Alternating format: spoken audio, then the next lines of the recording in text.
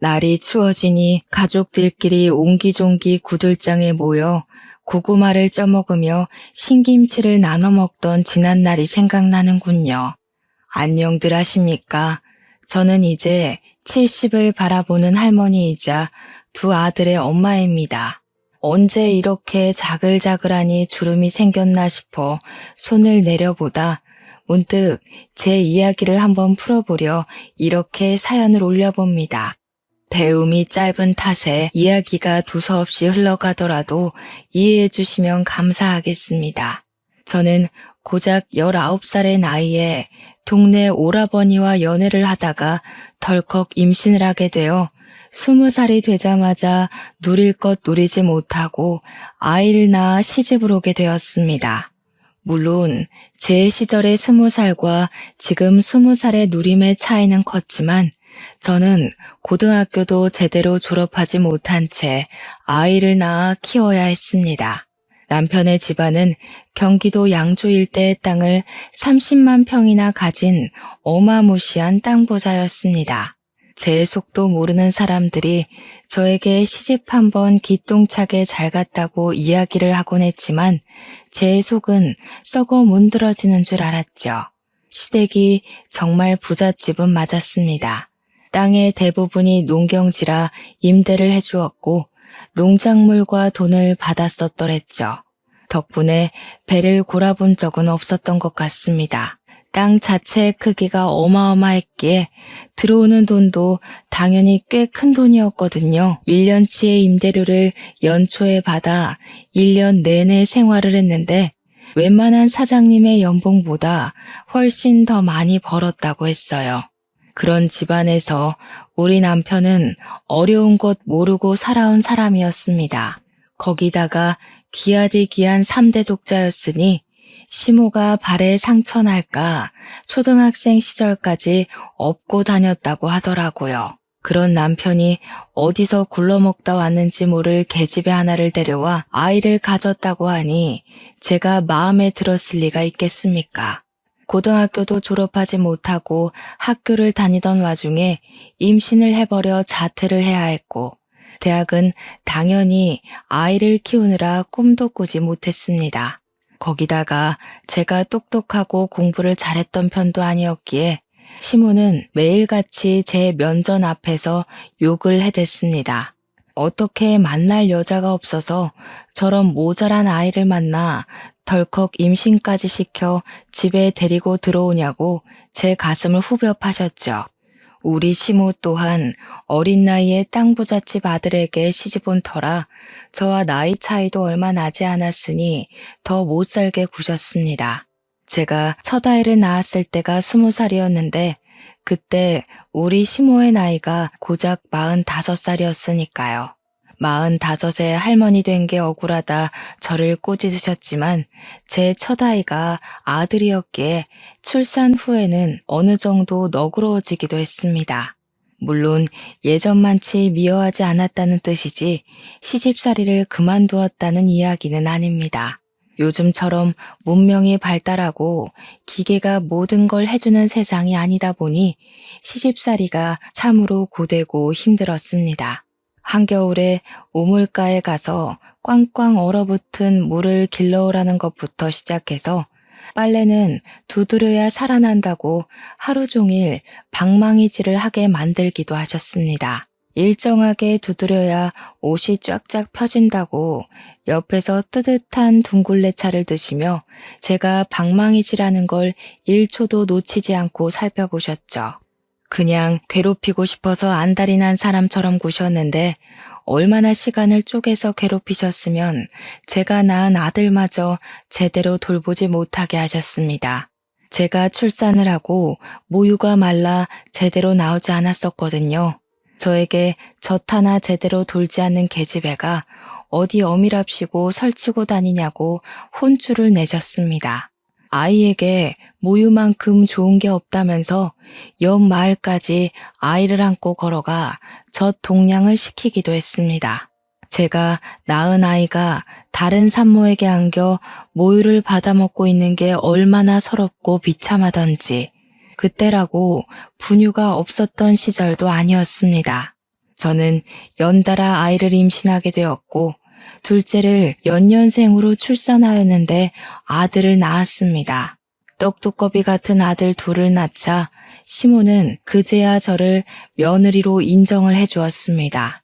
그전까지는 거의 집안에서 일하는 식모 수준이었는데 가족으로 인정은 해주신 거였죠.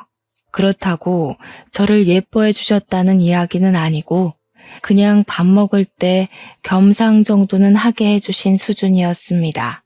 그전까지 저는 부엌에서 식구들의 밥을 챙긴 뒤 쭈그려 앉아 쌀밥에 김치를 얹어 먹는 수준으로 밥을 먹었거든요. 굶기지 않는 걸 고맙게 여기라며 시모는 항상 저에게 그 정도 처우가 딱 저에게 어울린다고 하셨었죠. 제가 이렇게 구박을 받는 동안 우리 남편은 어디서 뭐 했는지 궁금하시죠? 우리 남편은 말 그대로 백수한량이었습니다. 집안에 돈이 넘치니 일을 해야겠다는 생각이 전혀 없었고 출세에 대한 욕심 자체가 없었습니다. 시모는 남편에게 나중에 나 죽으면 이 땅이 전부 네 땅이 되는 거니 몸만 잘 챙기라고 토닥이셨습니다. 그런 남편은 항상 막걸리에 취해 있었고 바둑에 당구에 노름에 시댁에서 쥐어준 돈을 자식에게 쓸 생각은 하지 않고 저 노는데 다 쓰는 놈이었습니다. 연애를 할 당시 저는 학생이었기에 그런 놈팡이인 줄은 꿈에도 생각하지 못했죠. 저런 놈인 줄 알았으면 저도 진즉 피해 다니고 시집을 올 일도 없었을 겁니다. 그럼 이쯤에서 왜 이혼을 하지 않았는지 그것도 궁금하시겠네요. 저라고 이혼할 생각이 없었겠습니까? 하지만 아들 둘 전부 시모가 끼고 사는 마당에 제가 맨몸으로 쫓겨나서 어디서 뭘 해먹고 산단 말입니까? 내 배로 낳은 자식을 두고 어찌 이 집을 떠나 혼자 살 수 있겠습니까? 거기다가 저는 용기조차 없는 바보였습니다. 시댁을 나가게 되면 돈 한 푼 없이 저를 어디 받아주는 곳도 없을 텐데 중학교만 겨우 졸업한 주제에 무슨 일을 해먹고 살겠습니까? 그냥 이 집에서 죽었구나 살았구나 그 정도만 생각하면서 사는 게 속 편한 일이라고 생각한 거죠. 제가 젖동량을 해가면서 집에서는 시모 비위를 하나하나 맞춰가면서 하라는 거 다 하고 밭일 도와주면서 먹고 살 때 남편은 바깥으로 나돌았습니다. 집에 붙어 있어도 깜깜한 사람이었지만 매일같이 바람을 피우며 지내니 제 속이 더 타들어가는 듯 했습니다. 어느 날은 다방 여자와 연문이 터지고 어느 날은 호프집 여자와 사랑 싸움을 하고 어느 날은 이발소 여자를 만나더군요. 동네 사람들이 수군수군 하다가 결국 돌고 돌아 제 귀에 들어오는 날이면 정말 하염없이 울었습니다. 처음에는 연분이 난 여자들의 머리채를 쥐어뜯기도 하고 집에서 바가지를 긁기도 했습니다. 하지만 시간이 지나고 이런 일이 반복되니 나중에는 포기를 하게 되더군요. 여자가 하도 많으니까 남편이 누구를 어디서 뭘 어떻게 하며 만나는지 궁금하지도 않을 정도였습니다. 제가 속이 터져라 치면서 울고 남편이랑 다툼을 하고 있으면 시모가 매번 참견을 해댔죠. 저한테 이 집에 시집와서 자란 게 아들 둘 낳은 거 말고 뭐가 있냐며 재주도 없고 학벌도 없고 그러니 남편이 바깥에서 바람이나 피우는 게 아니겠냐고 제 탓을 하셨죠. 솔직히 바람 피운 사람이 잘못이지 제 잘못은 아니잖아요. 하지만 시모는 모조리 제 탓을 하며 저를 무시하고 멸시했습니다. 아무것도 모르는 우리 아들 둘을 데리고 도망을 칠까 숨어버릴까 고민하기를 3년. 결국 일이 터지고 말았습니다. 남편이 글쎄 이발소에서 일하던 여자랑 눈이 맞아 둘이 여행을 가다가 큰 사고를 당하고 만 것이었죠. 고속도로에서 일어난 추돌사고로 이발소 여자는 그 자리에서 숨을 거뒀고 남편은 병원으로 이송 중에 하늘나라로 가게 된 것이었습니다. 그때 우리 아들들의 나이가 고작 7살, 6살이었습니다. 제 나이가 30도 되지 않아서 원치 않던 과부가 되고 만 것이었습니다. 장례식장에 찾아온 손님들이 저를 보고 얼마나 불쌍하게 생각하던지 가정에 관심이 전혀 없었던 남편이었지만 제 나름대로 의지하고 지냈던 부분이 있었는지 서글프더군요. 하지만 서글픈 마음과는 반대로 눈물은 전혀 나오지 않았습니다. 죽은 내연녀가 남편의 빈소 옆 호실에 자리하고 있었기 때문이었습니다.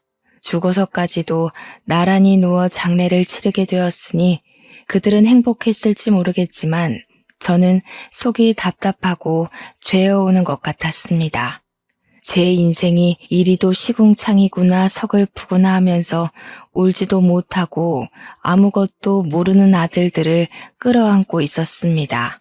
하지만 우리 시모에게는 유일한 아들이었고 허망하게 가버린 것이 사무쳤나 봅니다.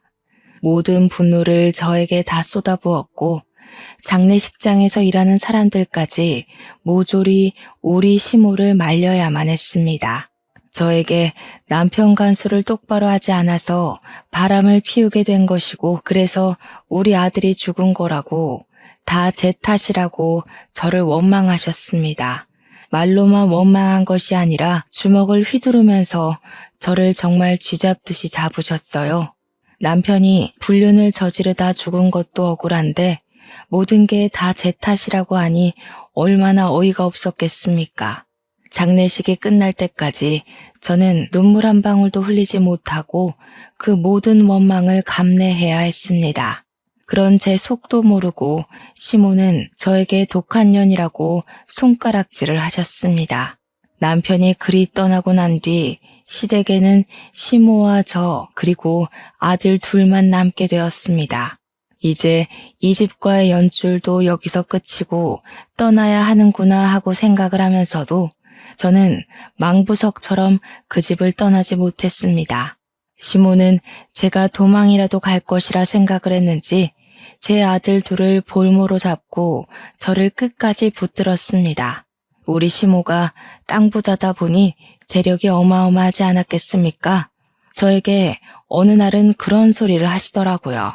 돈도 없이 내 손주들 데려다가 고생시키고 공부도 못 시키고 할 거면 손주들은 두고 몸만 나가라고요. 돈 없이 살 수 있는 세상이 아니니 돈 있는 자기 옆에 찰싹 붙어서 콩고물 떨어지기만 기다리며 살라고 딱 잘라 이야기를 했습니다. 그때 우리 시모의 나이가 고작 52이었습니다. 저는 시모의 그 말에 화가 나서 시집 온 이후 처음으로 시모에게 큰 소리를 내며 대들었습니다. 어머니께서 저를 이렇게나 못 살게 굴고 한시라도 쉬는 꼴을 못 보겠다며 일을 시키는데 지금 콩고물 타령을 하세요? 제가 악에 받쳐서 고래고래 소리를 지르고 화를 내니 시모도 순간 놀라셨는지 숨을 헉 하고 들이키시더군요. 저 망하려니 하면서 손가락질을 하고 같이 소리를 지르셨습니다. 그때 7살 된 우리 아들이 시모의 소매자락을 쥐고는 우리 엄마 괴롭히지 말라며 엉엉 울었습니다. 할머니는 악마야, 우리 엄마를 괴롭히고 그래. 할머니 싫어, 미워 하면서 울자 시모는 충격을 받은 듯한 얼굴을 하셨죠. 그 소리에 아이의 손을 뿌리치고는 방에 틀어박혀서 한동안 나오지 않으셨습니다. 저는 우리 아들들까지 모두 시모의 눈밖에 날까봐 두려웠지만 우리 아들들 키우는 데 들어가는 돈은 아낌없이 주셨다는 건 감사하더군요. 그날 이후 시모의 괴롭힘은 눈에 띄게 줄어들었습니다. 시모가 저에게 잔소리를 하려고 하면 첫째 아들이 달려나와 우리 엄마 괴롭히지 말라고 소리를 질렀거든요. 아들들이 한 해 두 해 나이를 먹고 커갈수록 시모가 저에게 행했던 일이 부당하다는 걸 알게 되었고 아들들은 참지 않았습니다. 일찌감치 철이 들어 항상 저에게 우리 엄마 고생 절대로 안 시킬 거라고 행복하게 해주겠다고 노래를 불렀습니다. 엄마가 평생 손에 물 안 묻히고 살 수 있게 성공할 거라고 둘 다 눈에 불을 켜고 코피를 쏟으며 공부를 했습니다. 사춘기 때도 저에게 반항 한 번 하지 않았고 시모가 트집을 잡을 때마다 악착같이 저를 지켜낸 두 아들이었습니다. 오죽하면 시모가 자기는 아들이 없어서 서러워 죽겠다고 울고불고 할 정도였습니다. 그렇게 시간이 흘러 양주 시골 자락에서 공부를 열심히 한 우리 아들은 소위 말하는 명문대에 진학을 하게 되었습니다. 그것도 아주 우수한 성적으로 아들 둘 모두 법대에 진학을 했고요. 평생 오지 않을 것 같았던 군대를 가는 순간까지 맞이하게 되었죠. 군대에서도 혹여나 시모가 저를 괴롭힐까 휴가를 나오면 집을 떠나지 않는 효자들이었습니다. 속이 깊고 다정한 우리 아들들을 보면서 제가 얼마나 하늘에 감사했는지 모르겠습니다. 기구한 인생을 살 운명일지 몰라도 자식 복 하나는 대단하구나 하고 감사 기도를 올리곤 했습니다. 우리 아들들 모두 고시 준비에 돌입하게 되었고 서울에 가서 공부를 시켜주겠다고 했으나 아무것도 없는 시골이 공부하기 딱 좋다고 하더군요. 방 한 칸씩 차지하고 공부를 한 결과 길지 않은 시간에 합격을 하여 첫째 아들은 판사가 되었고 둘째 아들은 변호사가 되었습니다.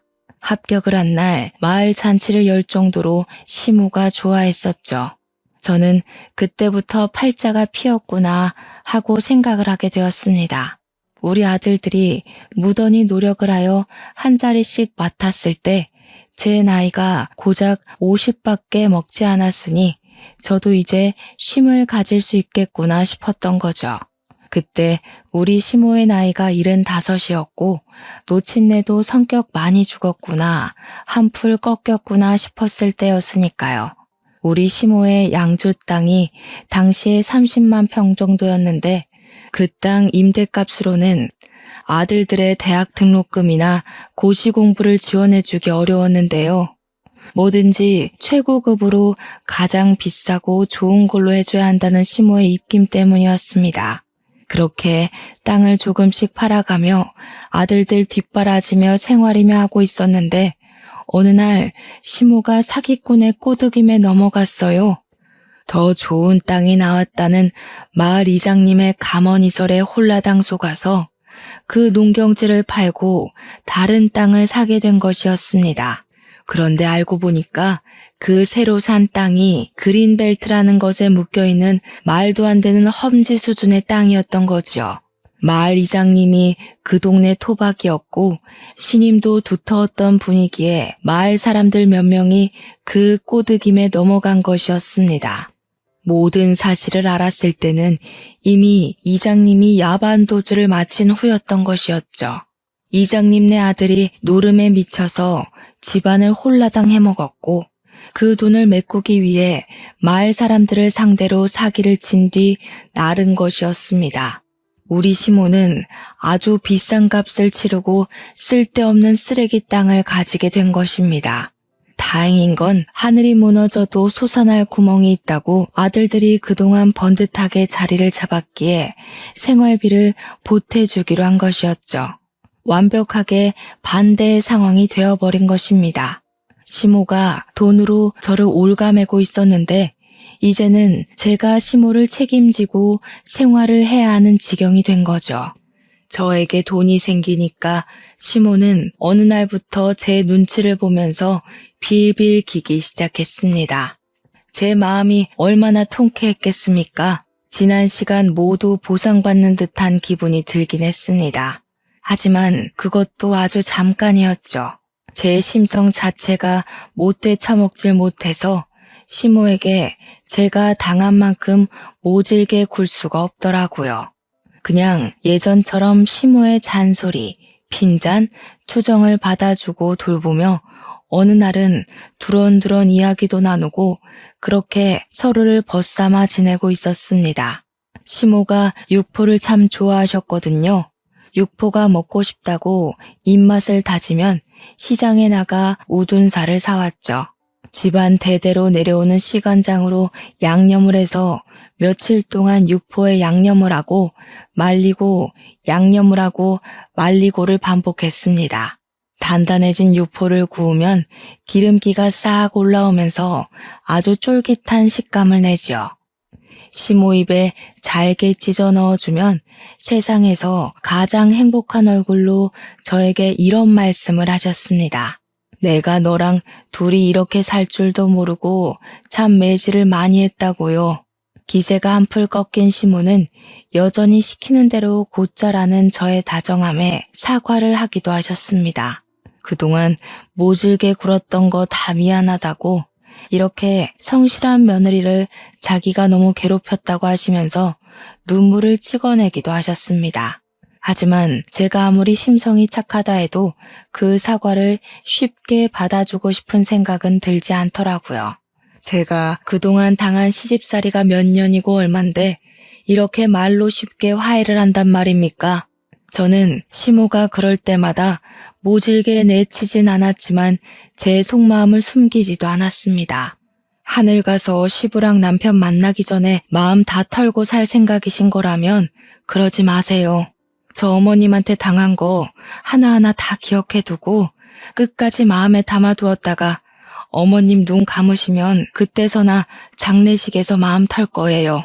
그러니 시모가 그렇게 하라며 이 착한 며느리가 마음에 담아둘 정도로 자기가 모질게 굴었던 게 맞는다고 하시더라고요.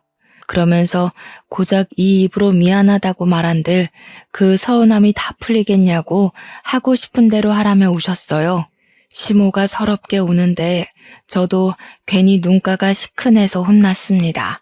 아들 둘 모두 번듯하게 취직까지 하고 일이 바쁜지 자주 내려오지 못하게 되었습니다.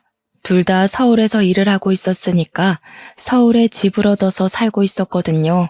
그런데 어느 날 첫째 아들이 말도 없이 불쑥 양조 집으로 찾아왔는데 웬 여자를 하나 데리고 왔더라고요. 볼살이 포동포동하니 귀엽게 생긴 아가씨였는데 누구냐고 물어보니까 아들이 쑥스럽게 여자친구라고 인사 한번 드리려고 찾아왔다고 하대요. 아들보다 2살이 어린 아가씨는 법원에서 일을 하고 있는 공무원이라고 했습니다. 시모는 버선발로 뛰어나와 둘이 결혼이라도 하려고 그래서 같이 내려온 게야 하면서 아이처럼 방방 뛰시더라고요. 이러다 소원처럼 증손주까지 보고 눈 감겠다고 즐거워하시며 같이 내려온 아가씨에게 이것저것 물으셨어요. 저는 한편으론 시모가 너무 오버를 하는 게 아닌가 싶어서 시모를 말리고 있었습니다. 이미 손자 며느리 취급을 하는 시모를 보면서 아들이 쑥스러워하더라고요. 가벼운 사이는 아니구나 하고 생각을 했는데 아가씨 손이 정말 야무져도 너무나도 야무지더라고요. 제가 손님으로 왔으니까 아가씨는 쉬고 있으라고 말리는데도 시골집에 온 것 자체가 너무 오랜만이라 집 구경도 하고 싶고 일손도 돕고 싶다고 하더군요. 그 아가씨의 외가가 깡총 시골에 있어서 이런 구들장이 있는 가옥 같은 데서 방학 시절을 보냈다고 자기한테는 이 시골집이라는 것 자체가 그리운 공간이라고 하더라고요. 말도 어쩜 그리 예쁘게 조곤조곤 하는지 마음에 쏙 들었습니다. 저랑 같이 솥밥을 좋아하는 시모를 위해 가마솥에다가 밥을 짓기도 하고 나물을 무치기도 하고 하는데 음식 솜씨까지 좋더군요. 너무 마음에 들어서 다음번에는 우리 며느리와 시어머니 사이로 봅시다 하고 보냈습니다. 그 뒤로도 따로 아가씨에게 먼저 연락이 와서는 좋은 고기가 있어서 시댁으로 고기를 보냈다고도 하고 어디 여행을 다녀오거나 좋다는 게 있으면 선물을 보내주기도 했습니다. 시골집이라 집안이 건조하다면서 가습기도 선물로 보내주었고요. 제가 오죽 신이 났으면 말입니다. 우리 작은 아들한테도 자랑을 했어요.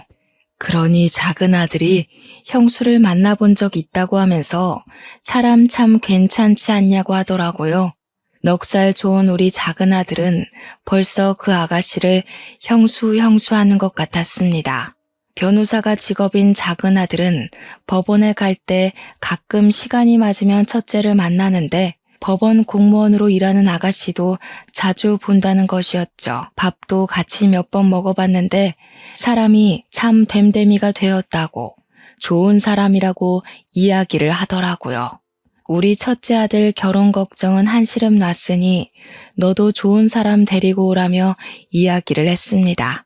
그렇게 몇 개월을 가족같이 굴었던 아가씨가 어느 날부터 연락이 되지 않더라고요. 제가 먼저 연락을 하기도 좀 그래서 무슨 일이 생긴 건 아닌가 걱정만 하고 있다가 넌지시 작은 아들에게 물어봤습니다. 그러니 둘이 헤어진 것 같다고 하면서 큰아들이 무슨 생각으로 사는지 모르겠다고 걱정이 많다고 했어요. 왜 그러냐 하니까 큰아들이 글쎄 그 아가씨랑 헤어지고 다른 여자를 만나는데 그 여자가 영 좋아 보이지 않는다는 겁니다. 그 여자가 영 별로니?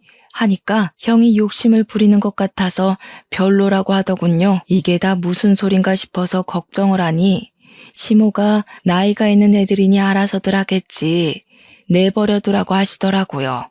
그래서 그때는 그렇게 일단락 되었죠. 그리고 시모 나이가 80이 되었을 때 팔순잔치를 하기로 약속을 잡았습니다. 워낙 아들들이 바쁘니 시모랑 제가 서울에 가서 밥을 한 끼 먹기로 했죠. 그런데 그날 상의도 없이 큰아들이 웬 아가씨를 또 데리고 왔는데 무척이나 세련된 아가씨였습니다. 딱 봐도 비싸 보이는 가방에 목에는 치렁치렁 목걸이들, 손에는 알이 큰 반지를 끼고 있었습니다.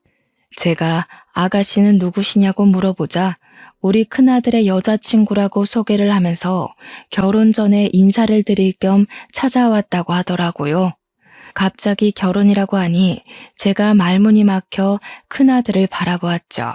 그러니 큰아들이 지금 정치계 쪽에 오래 몸담고 있는 굵직한 의원의 딸이라고 소개를 하더라고요. 둘째는 모르쇠하며 시큰둥한 표정으로 가만히 앉아 있었고요. 그 아가씨는 우리 둘째에게 아는 척을 하며 살갑게 굴었지만 둘째는 네네 하면서 대답을 하는 둥 마는 둥 했습니다. 그렇게 어색한 공기가 흐르는 곳에서 식사가 시작되었습니다.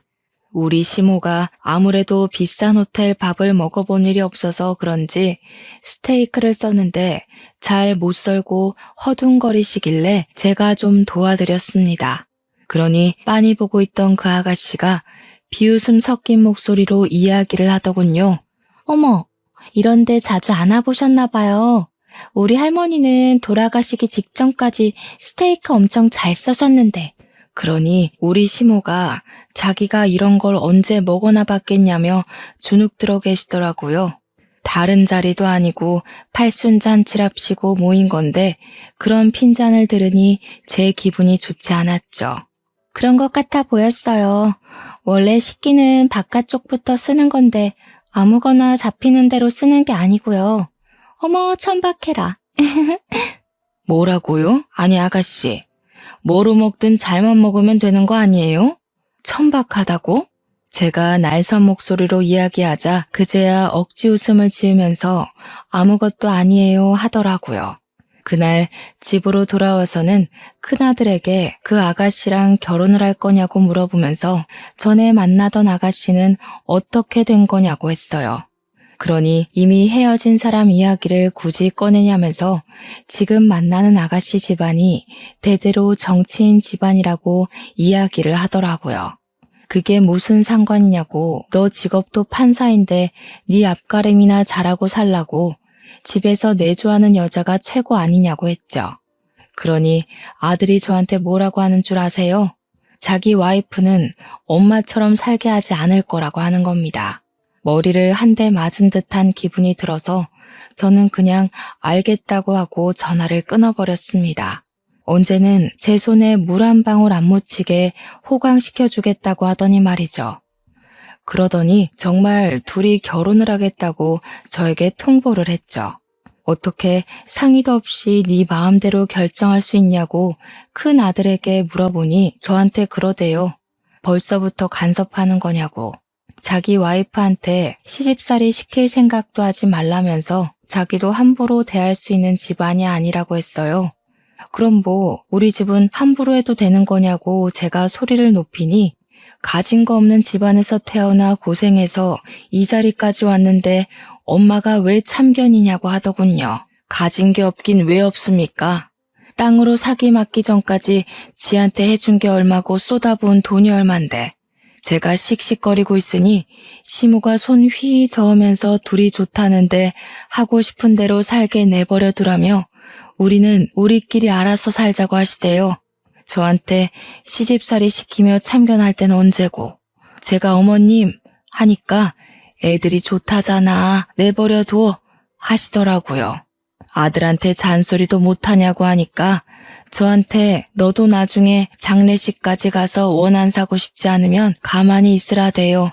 제가 예전에 했던 말을 기억하시고 이야기하시는데 저한텐 그리 모질게 굴었으면서 손자 며느리한테는 꼼짝도 못하더라고요. 마음대로 하라고 아들에게 말할 수밖에 없었죠. 결혼식도 둘이 알아서 다 정한 다음에 저한테는 통보를 하더라고요. 그래서 제가 아들한테 상견례도 없이 뭐 하는 거냐 하니 상견례 자리를 해봐야 급이 맞지 않아서 쪽팔리기만 할 것 같대요. 고급스러운 음식 하나 제대로 먹을 줄 모르는 사람들이랑 가서 무슨 이야기를 하겠냐고 하대요. 처갓집에서 준 돈으로 식 올리고 사는 건데 돈 한 푼 보태준 거 없으니 참견하지 말라는 소리까지 하더라고요. 아무리 출세욕에 눈이 멀어도 그렇지 우리 첫째 아들이 왜 저렇게 변했나 이해가 안 가더라고요. 작은 아들한테 전화해서 하소연을 하니까 형이 아무래도 욕심에 눈이 먼 것 같다고 판사직도 그만둔다고 하대요. 정치인 사위 된다고 정치판에 끼어들 거라고 말하고 다닌다며 이미 법원에도 소문 쫙 났다고요. 영향력 있는 정치인 장인이 사위를 밀어주겠다고 공공연하게 이야기를 하고 다닌다고 했습니다. 원래 만나던 여자랑 헤어진 것도 지금 형수가 큰아들한테 반해서 정치인 시켜주겠다고 꼬셔서 넘어간 거라고 했죠. 제 큰아들이 그런 놈이었다는 게 참 믿기지도 않고 어이도 없었죠. 시모는 모든 이야기를 다 듣고도 아무 소리 안 하더라고요. 아무튼 우리 큰아들 나이 36살에 결혼을 하게 되었습니다. 시모는 81살의 나이에도 결혼식에 참석해서 정정함을 내보였는데 제가 손님들 맞이하는 사이에 화장실을 가셨다가 크게 넘어지셨어요. 뼈가 부러지거나 하진 않았는데 엉덩이에 시퍼렇게 멍이 들 정도로 크게 넘어지신 거죠. 제가 놀란 와중에 어떤 아가씨가 시모를 부축해서 오더니 이리저리 살피더라고요. 시모가 말하길 크게 넘어져서 움직이지도 못하고 있는 걸 이 아가씨가 도와줬다고 하길래 고맙다고 인사를 드리는데 우리 작은 아들이 오더라고요.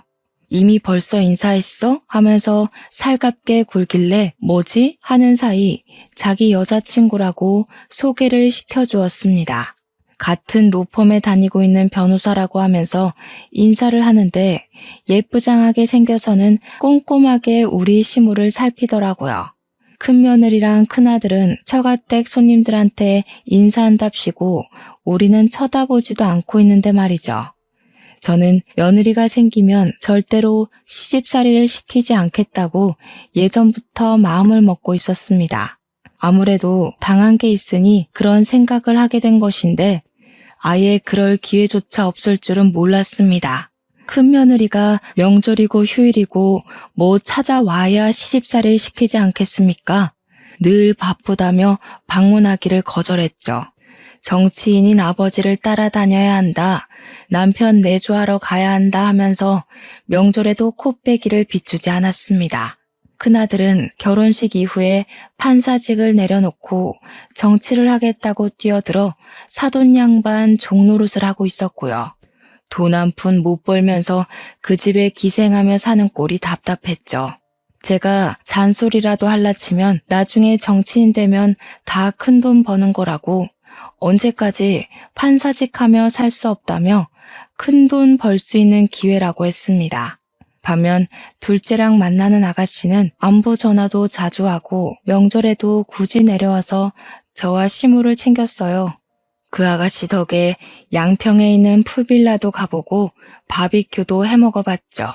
둘째 아들도 시간이 얼마 지나지 않아 결혼을 했고 첫째네와는 다른 모습을 보여주었습니다. 85세의 시모를 일일이 보살피고 챙겨주었습니다. 오죽 예뻤으면 우리 시모가 땅 때문에 얼마 남지 않은 돈을 막 쥐어주기도 했어요. 신혼여행 가서 과자라도 사 먹으라고 300만 원을 주시는데 작은 아들도 놀래더군요. 큰 며느리에게는 돈 10,000원도 쥐어주신 적이 없었으니까요. 아들 둘이 다 결혼을 하고 나니까 더 비교가 되더라고요. 큰 며느리는 안부 전화 한 통 없는데 둘째 며느리는 시간만 생기면 양주로 오더라고요. 아무리 경기도라지만 서울에서 1시간 반은 와야 하고 시골이라 아무것도 없는데 말이죠. 저는 이 넓은 밭만 봐도 기분이 좋아요. 나중에 나이 먹으면 이런 집에서 살고 싶어요. 시골이 뭐가 좋으니? 나는 도시가 좋더라. 며느리야, 도시가 좋으냐? 그럼요. 도시에는 없는 게 없잖아요. 배달 음식도 시켜 먹고 백화점 구경도 하고 지하철도 걸어서 5분 10분이면 탈 수 있고 얼마나 좋아요? 그럼 너도 도시 가서 살거라. 그럼 어머님은요? 나는 요양원이나 들어가서 할머니들이랑 화투나 치면서 살지 뭐. 어머님, 내가 해준 밥 아니면 먹지도 않으면서 마음에도 없는 소리 잘하시네. 이런 장난을 칠 정도로 시모와의 관계도 회복되었고 지금 생활에 안정감을 느끼며 살았습니다. 그렇게 1년의 시간을 더 보내고 며느리들이 둘 다 출산을 했는데 작은 며느리가 몸 회복해야 할 시간에 애 보여주고 싶다고 양주를 뻔질나게 오더라고요. 정작 우리 큰손주는 사진으로만 봤지 실제로 본 적이 없었고요. 우리 시모가 작은 며느리라면 껌뻑 죽을 만큼 예뻐했어요. 그러던 어느 날 우리 시모가 속아서 산 그린벨트 땅의 규제가 정권이 바뀌면서 풀리게 되었습니다. 거기다가 무슨 대기업에서 그쪽에 공장을 짓는다, 센터가 들어온다, 해외 무슨 가구점이 들어온다 하면서 땅값이 어마어마하게 올랐습니다. 우리 시모가 30만 평의 땅을 팔았을 때보다 훨씬 더 많이요. 각종 회사에서 우리 땅을 사고 싶다며 어떻게 알았는지 집까지 찾아왔어요. 시모는 임대업을 하던 노하우가 있어서 그런지 이쪽 저쪽 계산기를 두드리더니 대기업에 통 크게 팔아버렸습니다. 우리는 평생이 가도 못 쓸 것 같은 엄청난 돈이 생기게 되었어요.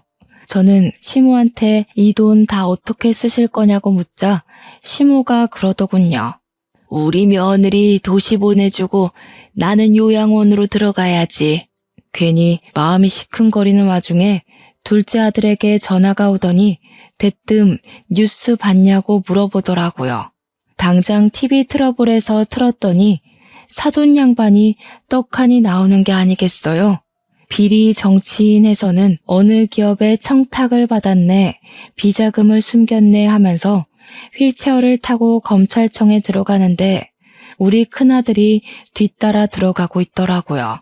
작은 아들이 큰형네 쫄딱 망했다고 비자금을 수십억 받아 챙기고 일가 친척들 취업 비리에 난리가 났다고 계좌까지 막혔다더군요. 너무 놀라서 큰아들에게 연락도 못하고 있는데 시모가 애들한테 연락을 좀 해보라고 시켰어요. 당연히 큰아들은 연락이 닿지 않았고 검찰에서 수사 중이라고 하니 한동안 기다려야겠구나 하면서 마음을 졸이고 있었습니다. 그렇게 한 일주일이라는 시간이 흘러 시모가 이제 더는 미룰 수 없다고 손주들에게 전화를 걸어보라고 하셨죠. 저는 생전 손주들 바쁜데 연락 자주 하지 말라며 핀잔을 주던 시모가 자꾸 연락을 해보라고 하니까 영 이상하기만 했습니다. 시모는 손주들에게 집으로 오라는 연락을 해달라고 했고 저는 영문도 모른 채 아들들에게 전화를 걸어야만 했죠. 아들들에게 시모가 찾는다고 집으로 좀 오라고 연락을 하니 둘째 아들은 한달음에 달려왔고 큰아들은 바빠 죽겠다고 뉴스도 안 보냐고 화를 내더라고요. 시모가 생각이 있어 부르는 거니 당장 오라니까 할머니 노망 났냐고 바쁘다고 하면서 끊더라고요. 작은 아들이 도착한 뒤 시모가 다시 큰아들에게 전화해서는 바쁘다고 하니까 전화로 말하겠다고 했어요. 네 엄마가 도시 가서 살고 싶다고 하는데 네가 장남이고 하니 모시고 살도록 해라. 순간 작은 아들도 할머니 하고 저도 어머님 하고 불렀죠. 근데 큰아들이 내가 왜요? 그러더라고요. 네가 어릴 적에 네 엄마 호강시켜준다 안 했니? 나보고 나쁜 할머니라고 그랬잖아. 그러니까 네가 모시고 가서 살렴. 그게 도대체 언제적 일인데 아직까지 그 소리예요? 호강이고 나발이고 제 코가 석자니까 연락하지 마세요. 괜히 둘째 며느리 앞에서 못 볼 꼴 보인 것 같아서 민망했는데 둘째 아들이 냉큼 묻더라고요. 엄마, 진짜 도시 가서 살게? 그럼 잘 됐다. 우리랑 같이 살자. 그래요, 할머님. 할머님도 같이 가요. 생각보다 도시가 편리하기도 하고 좋은 것도 많이 있어요. 병원도 가깝고요. 교통도 편리하고요. 이제 나이도 많으신데 병원 가까운 데 사셔야죠. 둘째 아들과 둘째 며느리는 거절을 하려는 저에게 오히려 먼저 모시고 살 생각이 있었다고 이야기를 했어요. 언제까지 양주에서 사실 수 없지 않냐고 밭일도 오래 하셨으니 조금 더 시간이 지나면 분명 마디마디 안 아픈 곳이 없을 거라면서요. 의료기술이 발전했다고 하나 이런 시골에 좋은 장비가 없지 않냐고 저에게 도시로 가자고 하더라고요. 그쪽에서 남은 인생 즐기면서 사시는 게 훨씬 좋을 거라고 배울 것도 많고 할 것도 많다고 했어요. 시모와 저는 평생 양주를 떠난 적이 없기에 솔직히 도시에 가는 게 두려운 마음도 있긴 했지만 설레기도 했습니다. 어릴 적 누리지 못한 저만의 시간을 가질 수 있다는 생각이 들어서 점차 도시 쪽으로 마음이 기울게 된 것이었거든요. 그런데 시모가 그러더라고요. 내가 그 시끄러운 도시에서 어떻게 살겠니? 요양원에서 조용히 또래 할머니들이랑 장난도 치고 싸움도 하고 그리 살다 갈란다. 어머님, 그러지 마시고 내가 해준 밥 먹으면서 끝까지 내 옆에서 살다가 가세요. 내가 호화로운 장례식까지 다 해줄게. 예, 며느리야. 내가 몇 년을 더 살 줄 알고 그런 소리를 하는 거야? 너 한 10년은 넘게 내 밥 차려야 할지도 모르는데? 10년이 뭐야. 20년도 더 해드릴 테니까 저랑 같이 가요. 내가 19살에 시집와서 이 나이 먹을 때까지 남편보다 어머님이랑 보낸 시간이 훨씬 많아. 우리 부모님이랑 보낸 시간보다 어머님이랑 지낸 시간이 더 많다고요. 그런데 어떻게 어머님만 요양원에 두고 나 혼자 도시를 가요? 싫어요. 같이 가요. 눈가가 시큰거려 소매로 꾹꾹 눌러내자 시모가 잠시 고민을 하더라고요. 그때 작은 아들이 시모에게 이야기를 했습니다. 할머니가 미운 날이 없었으면 거짓말이죠. 그래도 지금 두 분이 친구처럼 잘 지내는 거 보니까 보기 좋아요. 돈 걱정은 마시고 어떻게든 입에 풀칠은 하지 않게 저희가 모시고 살 테니까 같이 가요. 집이야 대출 받아서 큰 집 하나 사려고 했었어요. 저희 변호사 부부잖아요. 증손주도 좀 키워주시고 하면 저희야 더 감사하고요. 그러니 시모가 작은 아들에게 통장을 하나 틱 던지더라고요. 저야 그 통장이 어떤 통장인지 잔액이 얼마인지 알고 있었지만 전혀 사정을 모르던 작은 아들은 통장을 보고 입을 떡 벌렸습니다. 그거 그 뭐냐? 암튼 땅 판 돈이다. 평생 먹고 살아도 남을 돈이니까 대출 받지 말고 네 어미랑 나랑 너네 가족 해서 살 수 있는 큰 집 하나 사라. 몇십억을 줘도 되고 그 돈 다 써도 되니까 네 애미 도시생활 제대로 느낄 수 있는 집으로다가 사. 그 말에 결국 꾹꾹 참았던 눈물을 흘리고 말았습니다.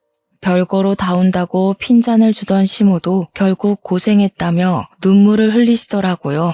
우리 한평생이 담긴 양조집은 결국 처분을 했고, 작은 아들이 2달 뒤에 방이 6개나 딸린 펜트하우스를 구매했다며 보여주었습니다. 시모가 짐 챙길 것도 없다고 낡은 것들은 죄다 양주에 버리고 오자 하여 새 집에는 정말 몸만 들어갔습니다. 작은 아들 내외가 저랑 시모를 차에 태우고 집으로 가는데 시모가 변호사씩이나 돼서 차가 이게 뭐냐고 구박을 하대요.